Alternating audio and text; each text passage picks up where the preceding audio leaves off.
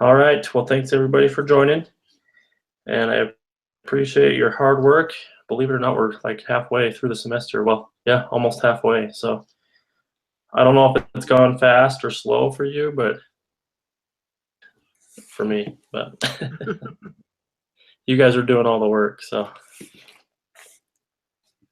I had a thought from the Book of Mormon, Ether, chapter 4. I was reading in this the other day, and Ether, chapter 4, verse 11 and 12.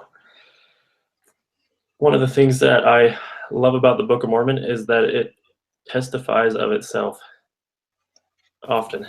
And one of the things it testifies of is of its own goodness. And I should say the prophets testify of the goodness of the record that they're keeping, the goodness of the scriptures. So that says, "But he that believeth these things which I have spoken, him will I visit with the manifestations of my spirit, and he shall know and bear record. For because of my spirit he shall know that these things are true, for it persuadeth men to do good. And whatsoever thing persuadeth men to do good is of me, for good cometh of none save it be of me. I am the same that leadeth men to all good. He that will not believe my words will not believe me, that I am, and he that will not believe me will not believe the Father who sent me. For behold, I am the Father, I am the light, and the life, and the truth of the world." And then if you skip down to 14, "Come unto me, O ye house of Israel, and it shall be made manifest unto you how great things the Father hath laid up for you from the foundation of the world, and it hath not come unto you because of unbelief." And then if you read on in that chapter, he promises us, if we exercise faith, we can be shown greater things. And the Book of Mormon, the scriptures, the gospel of Jesus Christ is good. It persuades men to do good. And it made me think of the verse that tells us, "By their fruits ye shall know them." Definitely, as we ponder the gospel truths that we enjoy, we can know that they are good. And so I just wanted to share that as a thought with you as we get started tonight. Okay. Well, how's it going? Any questions out there? I know you probably have a question about this week's quizzes. They were a little tougher this. Yeah, and we've raised that with the content team. So one of those questions, for example, got repeated, and it has a multiple choice, but there's only one right answer. So if there's still people that haven't taken it, I'm just gonna delete those, and you'll get those points. So Okay. yeah, some of the questions get finicky, so that's all right. And so if there's something that's really weird and you say, "Hey, that's not cool," let me know and we can get that adjusted. Or if you have questions on them, I don't like to spend a ton of time on the quiz questions, but if there's one that's obviously right and you got it wrong, let me know and we'll fix it. So Thanks. Sorry, go ahead. I'm finding that sometimes when we read those Harvard things, there's like so much there that I find myself getting weighed down in it. And when I get done, I'm not really sure who did what. And I have to go back and reread it and then reread it and reread it. And then, even when I looked up the answers, I was very appalled to have some of them not be right. So yeah. I don't know if I misunderstood or I don't know what to do about that, but it worries me for the future. Well, so my advice would be just keep taking them, and if you get some lower grades on those, just as you stay diligent in the course, your grade's going to work out. And like I said, if you've got some that are kind of glitchy looking or something, didn't score you right, we can get that fixed. So Thank you. You bet. My main concern is that you're learning from the cases, because that's the tool that we get a benefit from.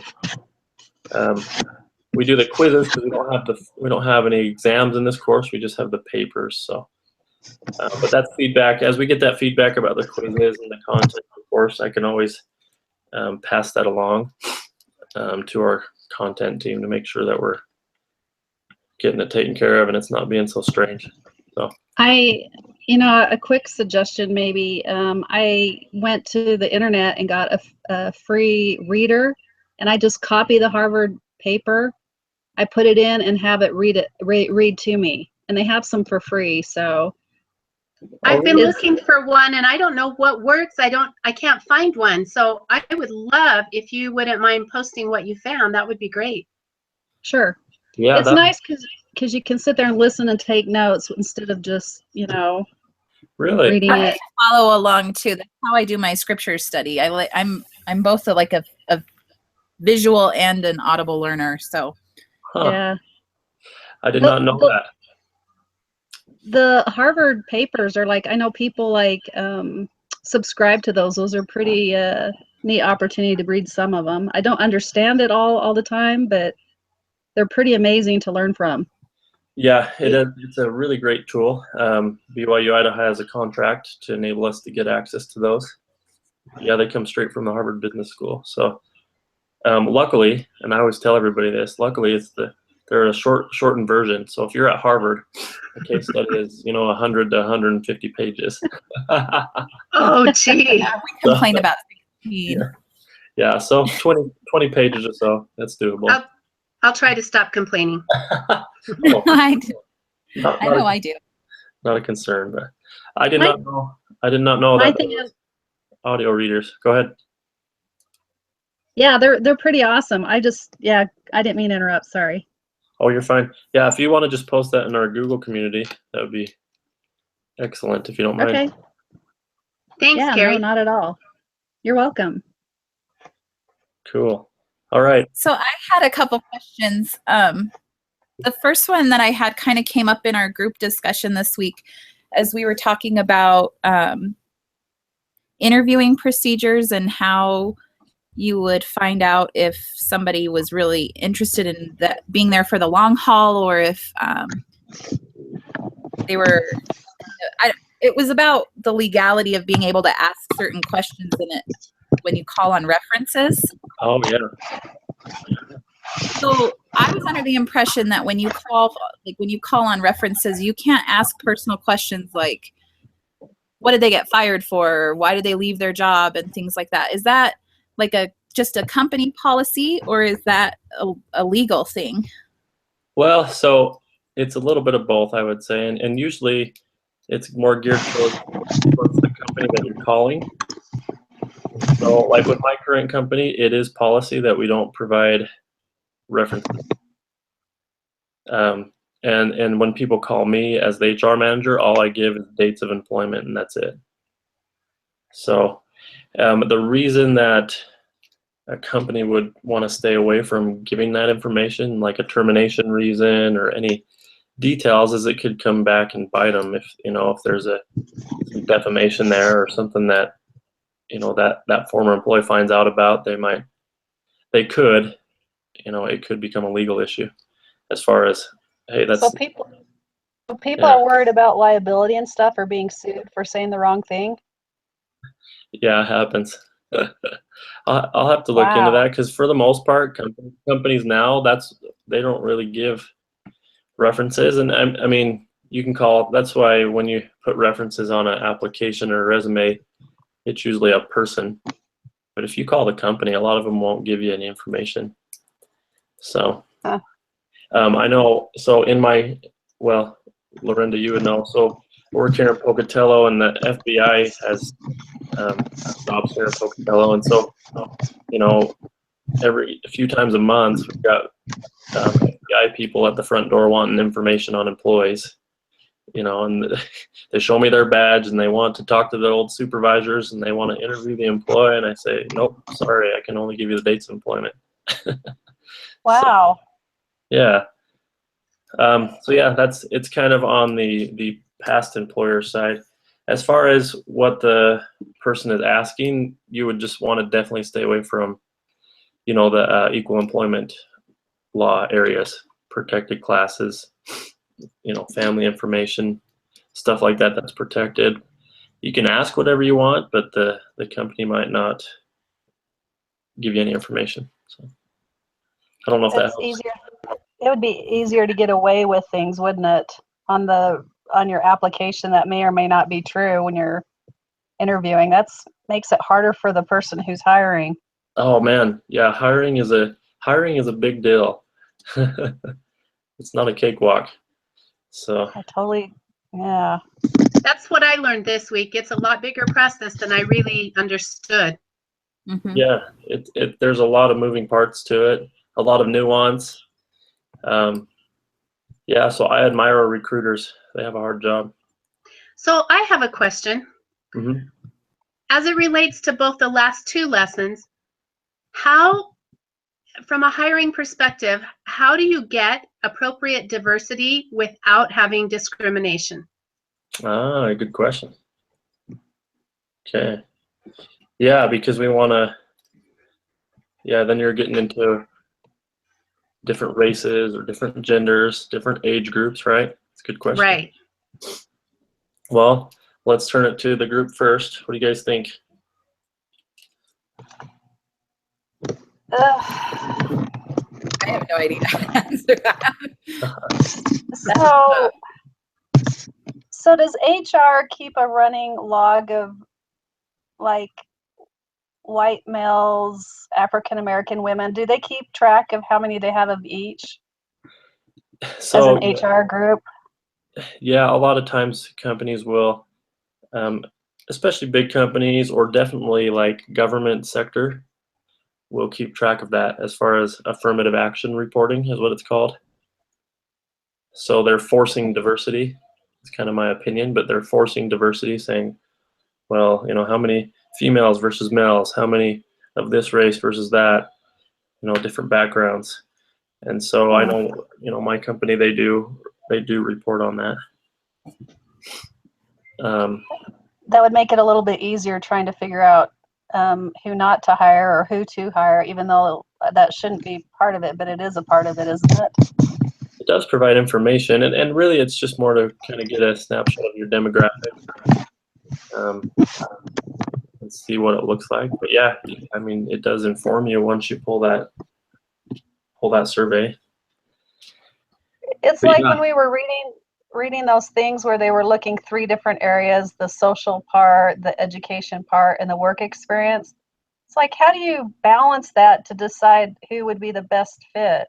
Which one's more important than the other? That's hard for me to understand. Yeah, and these are great questions. You guys are thinking about this. So, yeah, you wanna decide that. So, the phrase I always use, and there's different terminology for this, but companies need to know what their core competencies are. They need to know what they're looking for. So, how do you determine that? A lot of times it should be connected to your business strategy. What's your strategy? What's your product? Who's your customers? Who are your shareholders? What are you trying to accomplish? And then you boil that down to, what do we need? What people do our company need? What people do our customers need? And that's what we target. So, does that make sense? Does HR form some of that and suggest that to the boss, or does the boss usually give HR the parameters? Ideally, it should be a partnership there with HR and the the leadership of a company. The phrase that you'll hear about HR these days is, make sure HR has a seat at the table. HR definitely, in the past, HR hasn't had, influence in the executive suite. But now you'll see companies having chief human resource officers or chief people officers, so that we can look at the people operations and make sure we're connected to our business strategy. That makes sense. I like that. Yeah, and it makes it very interesting because, and I think I've shared a video with Dave Ulrich, kind of the future of HR. He's called the father of HR, or the guru, and that's what he always talks about is, who are your customers as HR, and what would you guys say? Who are the customers in HR? We always say employees. Employees would be. Yeah, and they Yeah. are, and they definitely are. But really, he expands our minds to think about that a little bit different. He says, our customers are our customers. Our shareholders are the customers.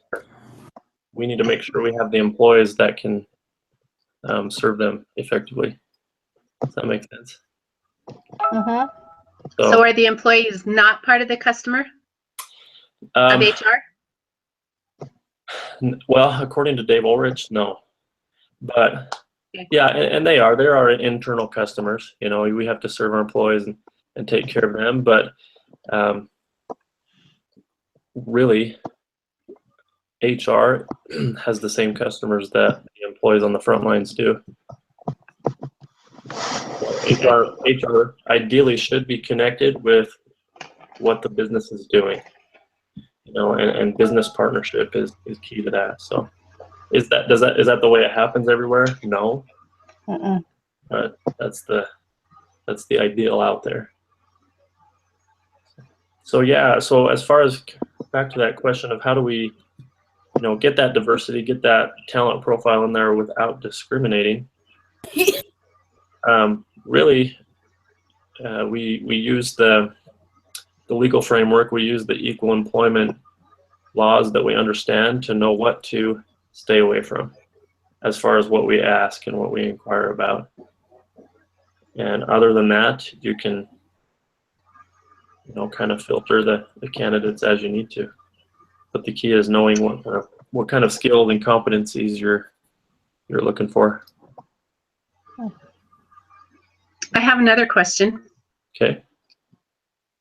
From a discrimination point, as well as hiring, again, they really kind of go hand in hand, don't they? Definitely, yeah. So my question is, obviously, I am not of the younger generation, and when I graduate this summer, I will begin in earnest seeking out a full-time job. My question is, how do I prevent discrimination based on my age? Because even if I can look okay on paper, even if I get through the resume screening, if I get to an interview, they're going to see my age, and you can't hide it anymore. So what do you do then? Well, you know, it's a good question, because and the one thing you want to keep in mind is that, you know, for them to do that is illegal. So the big red flag is if they're commenting or asking you about that. But I would focus on your skills and what Okay. you can accomplish. And you know, Life experience might come into play too. Yeah, definitely. Experience and skill Yeah. can create a good combination, because when you're interviewing for jobs, the interviewer is looking at us when we're interviewing, but we're also being a consumer of that company, trying to look for job fit as well. So we want to know what they're looking for, they want to know what we're looking for, and if there's that two-way process, that's what I would look for too. Okay. I don't know if that's helpful. Yeah, you said some things that were helpful. Thank you. Anybody have any thoughts on that? Other thoughts?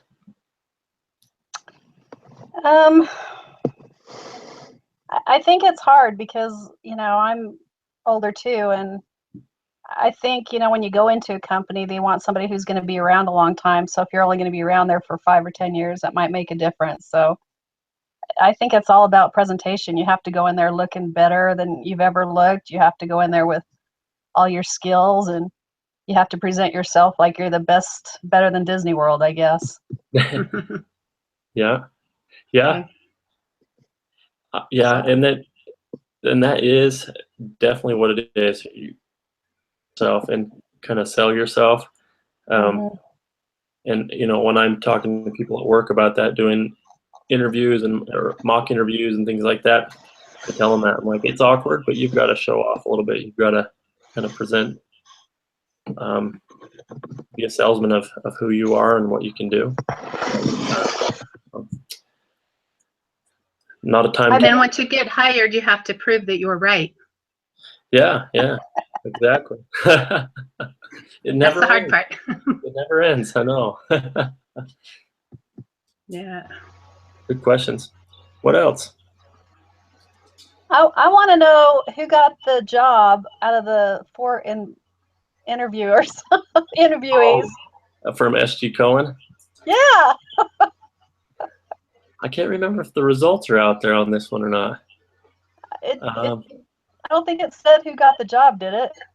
No, I'll check the discussion leader assignment. Sometimes the results are like in the discussion leader assignment. So Okay. maybe I'll have to, yeah, I'll do some research on that because off the top of my head, I can't remember.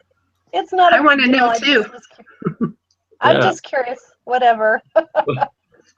What did you think of their process?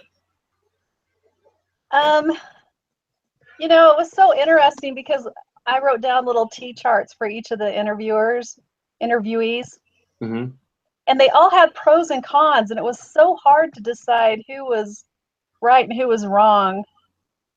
You know, the one thing I found interesting and not consistent was Andy Sanchez.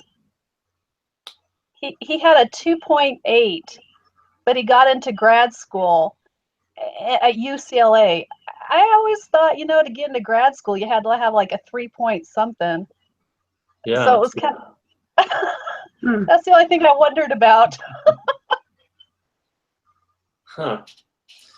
So, you know, because UCLA master's program, I mean, you have to have like, what, 5 years work experience, 3 point, I don't know, 3.4, I don't know. I would think it would be hard to get in, but with a 2.8 GPA from your undergrad, but, you know, it was just, some was education, some was work experience. As an HR person, is it more important to look at the education or the work experience? Yeah.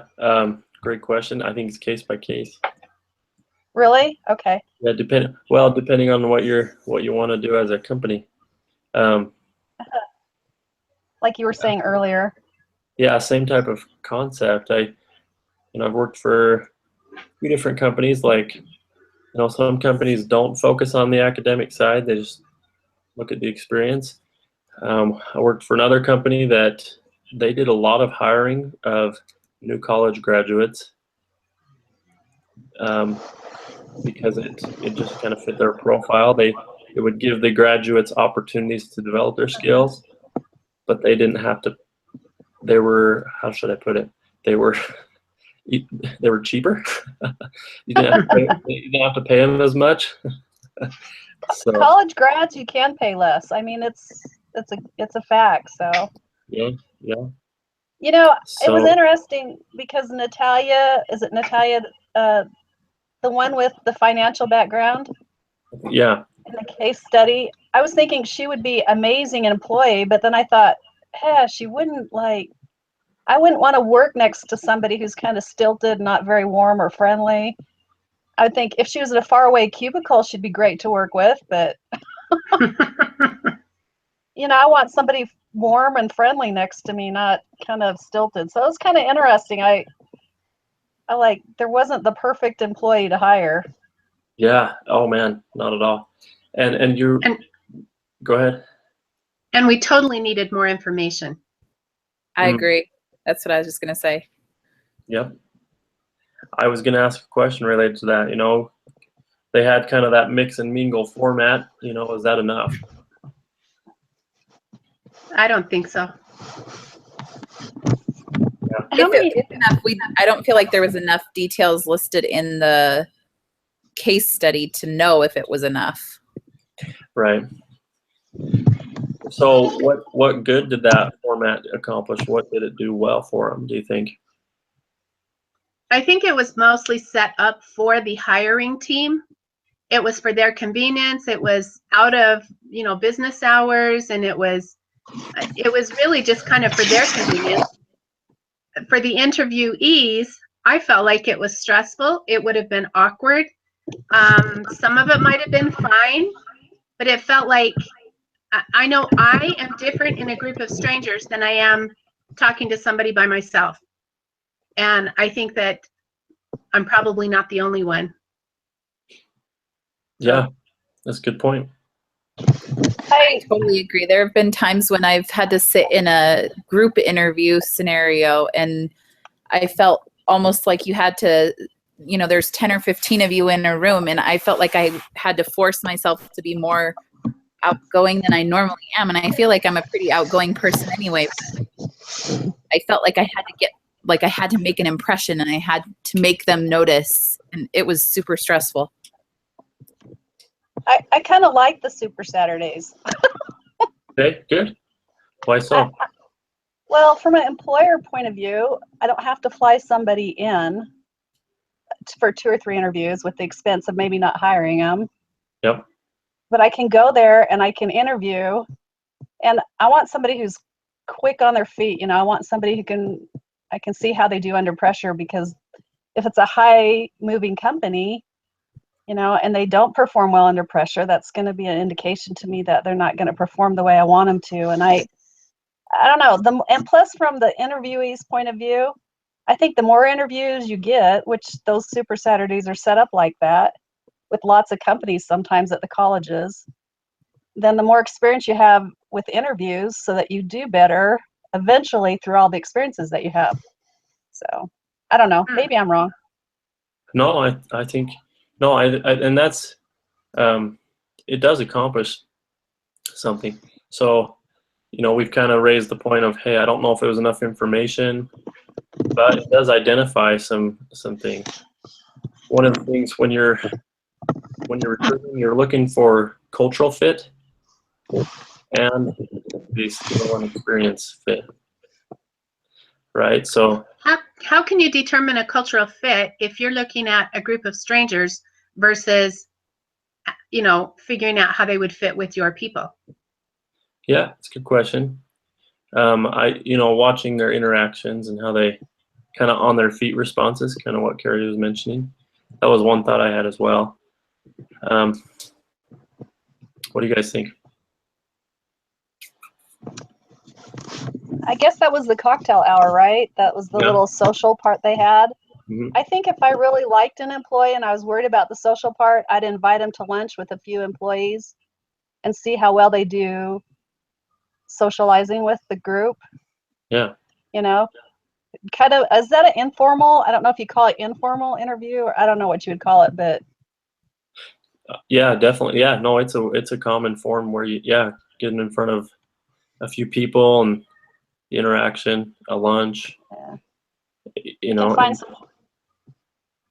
What's that? Sorry. No, go ahead. Find some points of interest. I don't know. Definitely. So yeah, that's kind of where I was headed with culture. You know, kind of the social, the interactive abilities, just kind of see how they tick, and then. But the other question is, okay, well, is that a Super Saturday, and is that enough information? I think, in my opinion, you've got to look at some other type of format.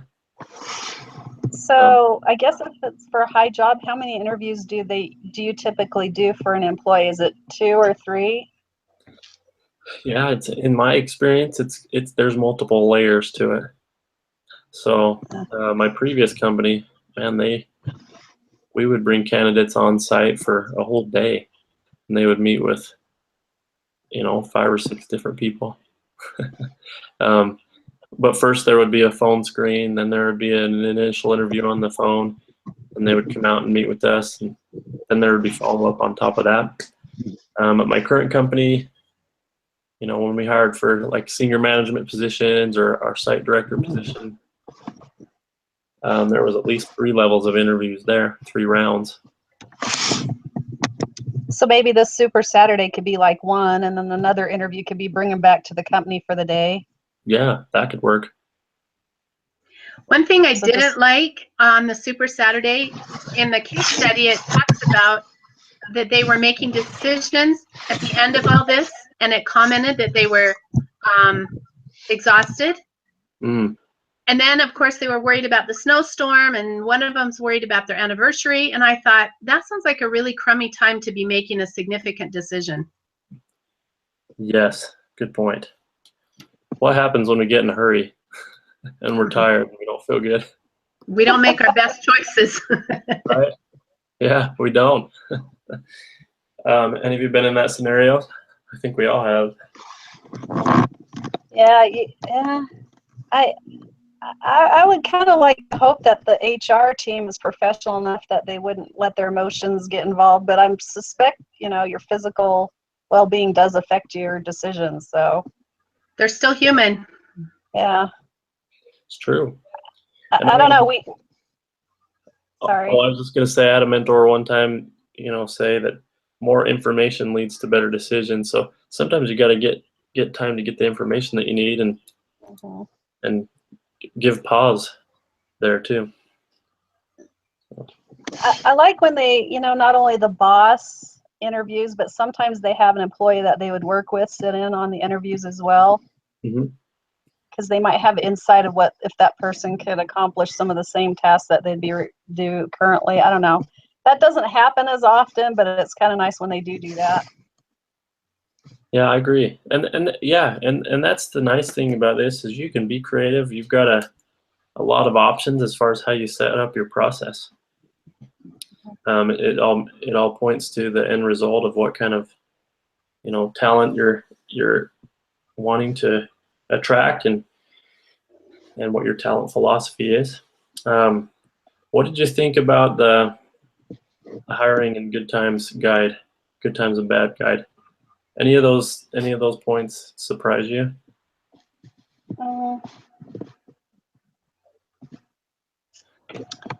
If you've read it, I don't know if you've read it or not. I read it. Now I'm trying to remember. Wait, which one was that? That was one. He has a big long last name. Let's see. Let me get my notebook here.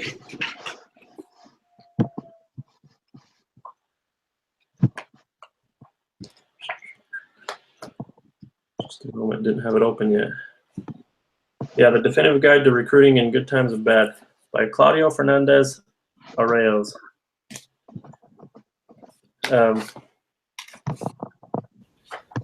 Let's see. It pointed some things out that it was just surprising. So the first heading on there is hiring gets a failing grade. Okay, here it is. Most companies react to hiring situations as emergencies. Oh, great. I definitely think that's true.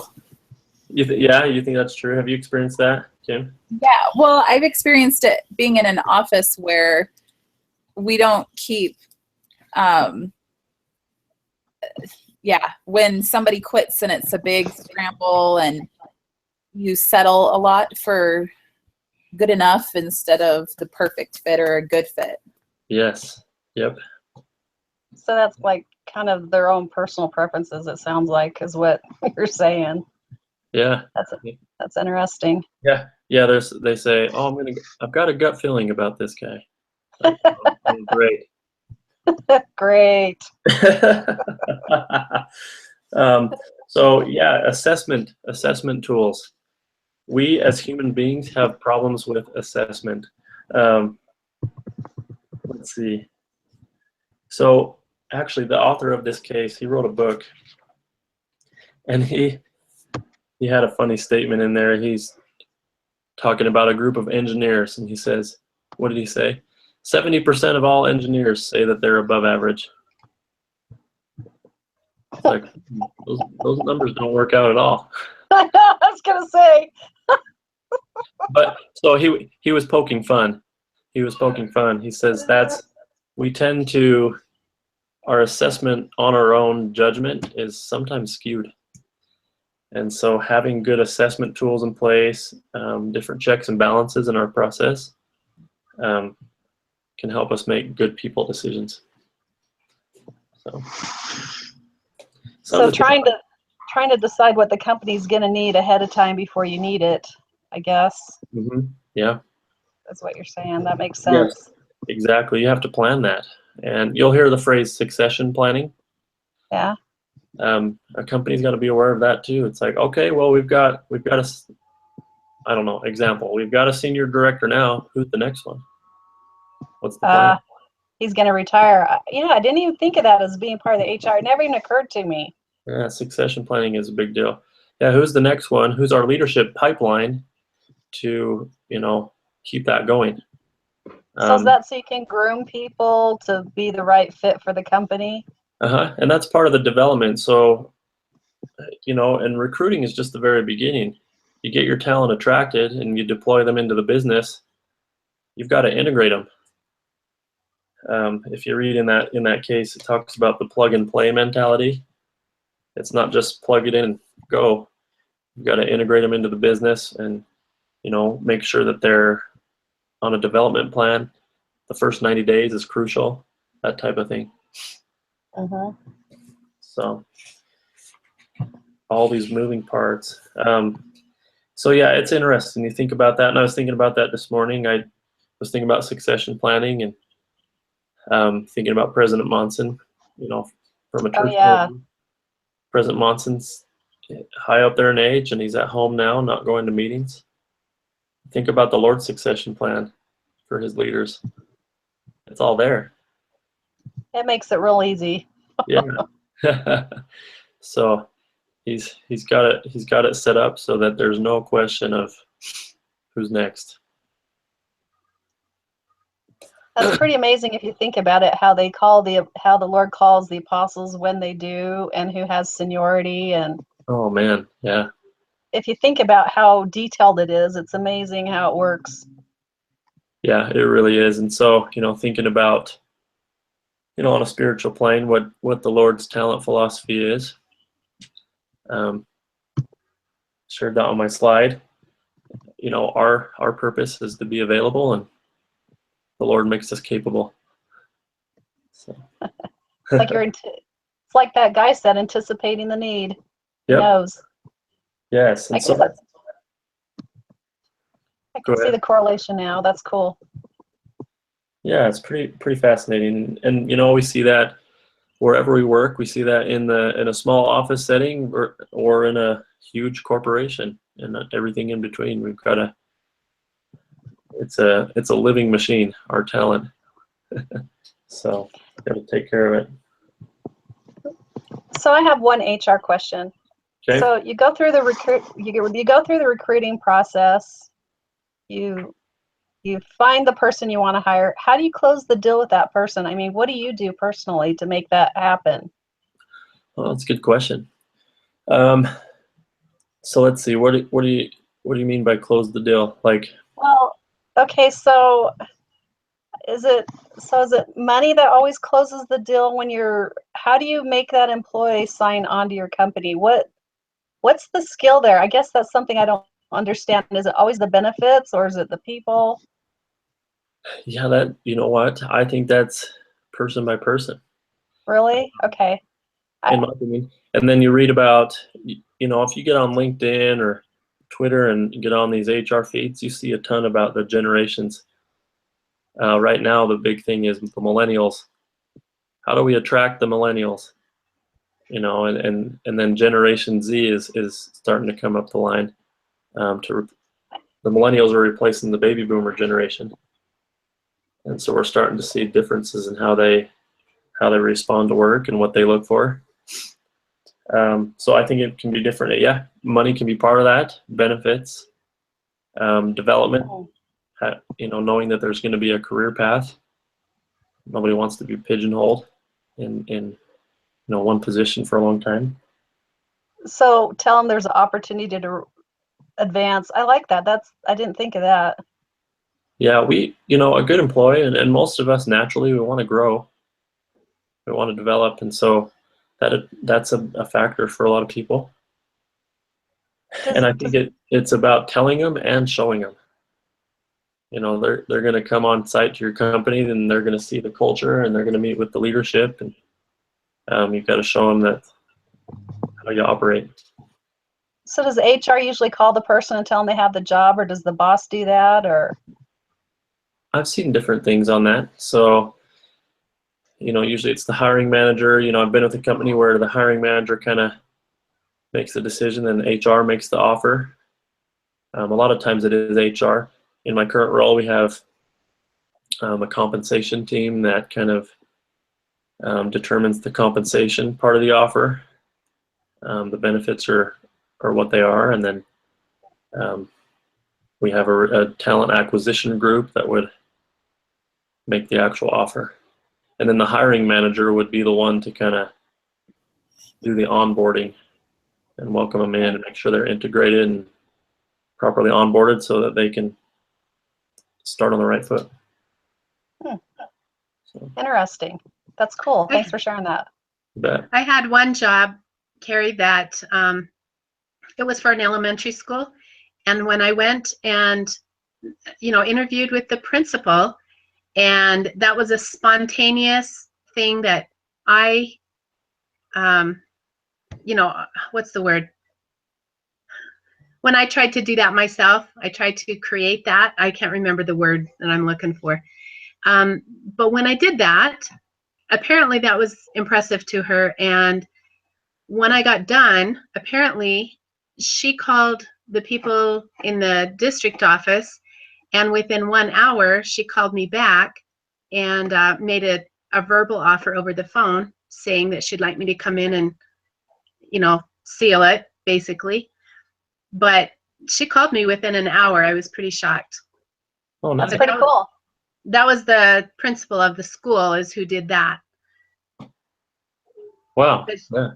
but she had to have the okay from the district office before she was allowed to, just offered the job. Well, that's good. They knew what they were looking for, and you were the right one. Take the initiative. That's what I was trying to think of. I took the initiative to try and, create an opportunity to visit. Good example. That's great. Yeah, that's a good example of that. So, yeah, pretty fascinating. And you think about making good people decisions. I think so many moving parts to the process, and you've got the recruiting. Well, first, before that, you've got to find out how you're sourcing candidates. Where are you posting your jobs? How are you advertising that? Who are you attracting? And then you've got your interview process, and then you've got your bringing the candidate in, attract them, getting them offered, getting them anchored in, and then you're responsible to get them onboarded. If you don't have a good onboarding process, there's statistics out there. If you don't get people properly onboarded in that first 90 days, their commitment level is going to decrease quite a bit. Oh. So, and that's through orientation processes, follow up, whatever kind of development plans you have in your organization.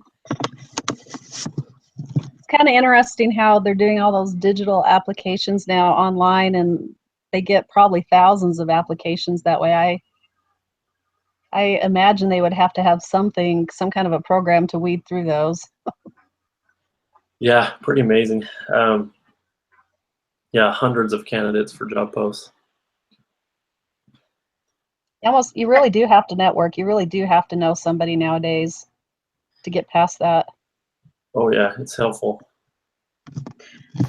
My husband works in a position that he hires frequently, and I know he has his challenges with the HR in his company because they kind of go through the applications prior to him being able to see them. And he said that there have been times where they've thrown out good quality employees, people that would be a great fit because of something smaller, like a technical glitch in those little the online applications and things like that, how easy it is to do it straight from your phone. Like if they hit one wrong button, it just kicks them out right immediately. And otherwise they would have been a great fit.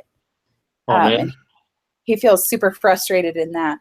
So he's worked it out now that he's made it so that they send him all the applications and he weeds through them individually. But oh, cool. Yeah, there's challenges. Yeah, if something goes wrong, how does he know? How has he found out that good candidates have gotten thrown away? Actually, because he had a former colleague that had applied for a position, and he was waiting for the application to come on his desk, and he never got the application. And so he asked about that specific one, and that's how he found out that they were weeding through the applications. And Oh, yeah. I guess he answered a question. he had gotten confused by the wording on a question and answered it in a way that made it kick it out completely. Oh, wow. Yeah, and yeah, you've got to make sure you're good with your processes and not missing the good folks.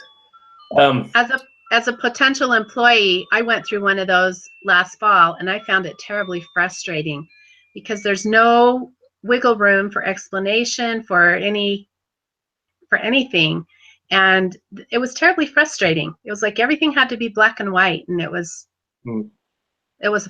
hard. Yeah, there are challenges out there. I think there's opportunities with how we gather talent, and that brings up another thing, is a big thing these days. And then I mentioned that millennial generation,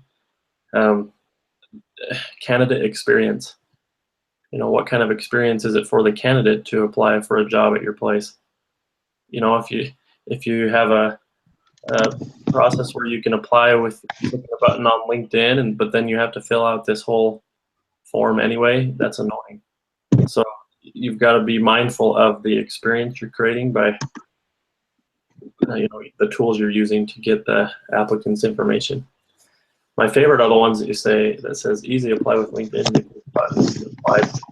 Awesome. Something to mention is the importance of behavioral interviews. You guys familiar with what that means, or what that is? You cut out for a minute. Could you say that again? Oh, yeah. I just mentioned the concept of behavioral interviews. Are you familiar with that? Mm-mm. So, go ahead. Sorry. No, I was just gonna. I did an application once where it asked me like favorite color. It was like they wanted to see how fast I could answer it, my preferences, and it was gauging my responses. It was interesting, and it was kind of like how quick I process things. And was that like I've never. Personality profile thing, or? Yeah, it was kind of like that. I've never done one before. It was interesting. There's a lot of things out there like that too. Is the behavior one, is that where you say, tell me about a time that you did this or that in your prior job or in a prior position? Exactly. Yep. Okay. And that's common. You want to ask those type of questions versus, yes or no, or vague questions to, it's just a way to figure out what the person's experience has been. And you can tell. So done a lot of these, and you can tell if the person is telling a real experience or if they're fabricating one. So, asking those questions can be a good thing. Yeah, at least I can. You can, they have if it's a real experience, there's more detail, and they're not backtracking. Sometimes, and people get nervous, but I don't know. You can tell. So, try to, if you're answering those questions, make sure that you're talking about real experiences. Sometime for grins, can you share with us, maybe on the Google Plus board, a few of the kinds of questions that are typical like that? I know I, for one, would like to think ahead so that I'm not caught off guard and go, I don't know. And then I get home and go, oh, why didn't I tell him this or that? Yeah, definitely. I actually have a link. I'll locate it. It's a link. It's actually from some other university, but they created this web page where you click on the type, the topic of the question. There's like 40 topics, and it gives you examples of behavioral questions. Oh, wow. That'd be great.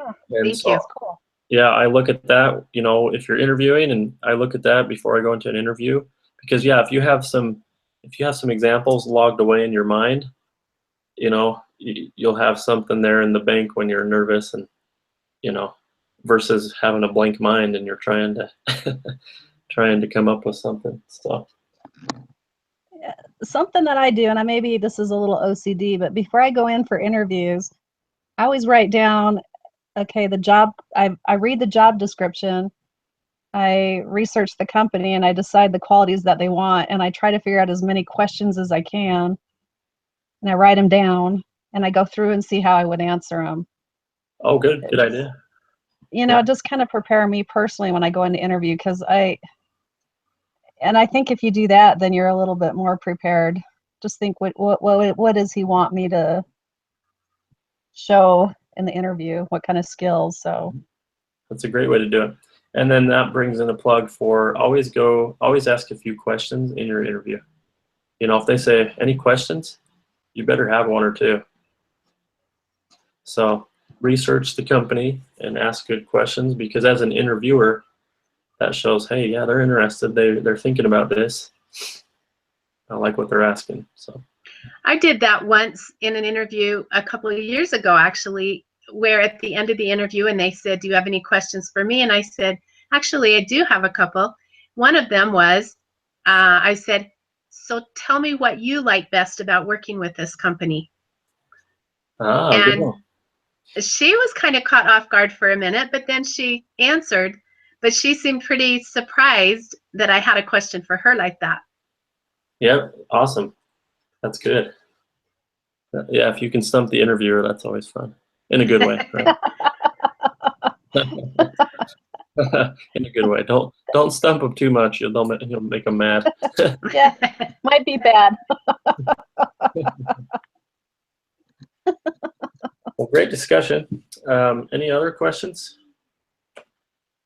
That was a fun discussion. Thank you.